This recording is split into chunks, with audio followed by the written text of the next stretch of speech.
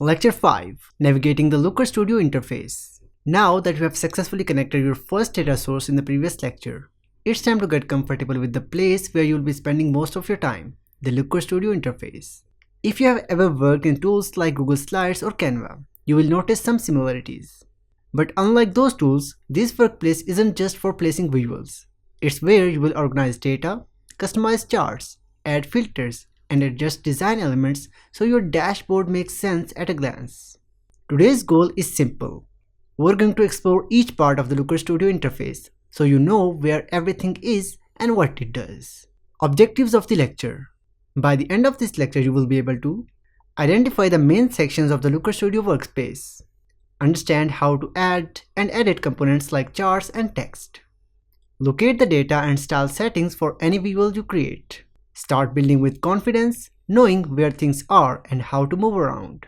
The layout at a glance. When you open a blank report or an existing dashboard, Looker Studio shows you 4 main sections: toolbar, top menu, canvas, main workspace, data and style panel, right sidebar, chart and control panel, insert options. Let's take a walk through each of these. Toolbar, top menu. At the top of your screen, you will see a standard looking menu bar with options like File, Edit, View, Insert, Page, Arrange, Resource, and Help. File, Edit, and View. Think of this like any Google app. You can rename your report, make a copy, or undo an action. Insert. This is your go-to for adding anything: charts, scorecards, filters, text, or images. For example, when you just click on that, and you have all these options available in here. Page and layout settings. Want to change the background color? Add a new page to your dashboard. Do it here. For example, when you just click on that, and you can add a new page, duplicate page, and you can change the setting as well. Also important, the share button. Just like docs or slides. Here you can see you have this button in here. You can invite people to view or edit your dashboard by setting their access level. Canvas, main workspace. This is a blank space where you build. You can think of it like a presentation slide, but for data. Anything you add, charts, tables, scorecards, text boxes, will be placed here. You can move components around by dragging, resizing them with your mouse, and align them using smart guides that appear automatically. Try to leave some breathing room between charts. Clean dashboards are always easier to read. Data and style panel, right sidebar. Here's where the magic happens. Once you click on a chart or element, this panel changes to give you full control. Data tab. This is where you select what data you want the chart to display. You will choose a dimension like student name and a metric like score.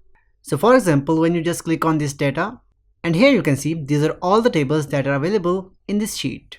You can select any of these to present in here in the form of chart. Style tab. This is where you adjust how the chart looks: fonts, colors, border lines, access labels, etc.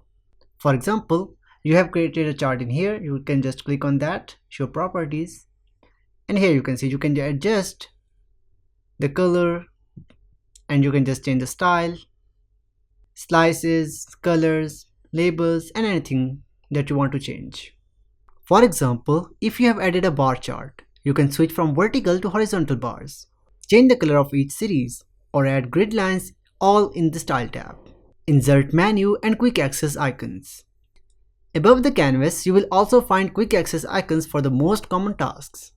For example, you have add page, add data, blend, add a chart, add control, and all of these available.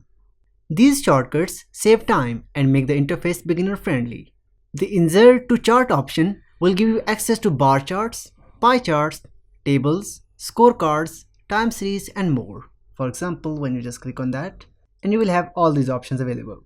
Each time you add something new, don't forget, click it and look at the right hand panel to adjust the data and design, as we have data panel in here and the style panel in here.